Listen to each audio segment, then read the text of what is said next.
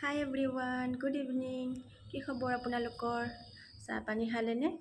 মোৰ খবৰ মানে এতিয়াহে অলপ ভাল হৈছে আৰু কি হয় জানেনে, গোটেই দিনটো আজি মানে কাৰেণ্ট নাছিল। ৰাতিপুৱাৰ পৰা মানে শাস্তি খালোঁ আৰু ইফালে মোৰ মোবাইলত চাৰ্জ নাই, চুইচ অফ হৈ পৰি আছে।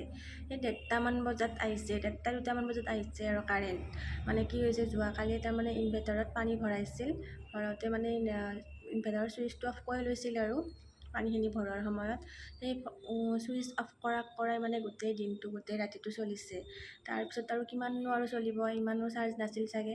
তাৰপিছত গোটেই যেতিয়া মানে চাৰ্জ শেষ হোৱাৰ পিছত আৰু গোটেইবিলাক বন্ধ হৈ গ'ল। ইফালে ৰাতিপুৱাৰ পৰাই যে কাৰেণ্ট নাই, কাৰেণ্টটো মানে আজিহে নাথাকিব লাগেনে? এইফালে ইমান গৰম, কাৰেণ্ট নাই, ইফালে চাৰ্জ আৰু ক'ৰ পৰা হ'ব বেটৰীত কাৰেণ্ট নাথাকিলে। তাৰপিছত আৰু গোটেই দিনটো আৰু সেনেকৈ থাকিলোঁ আৰু।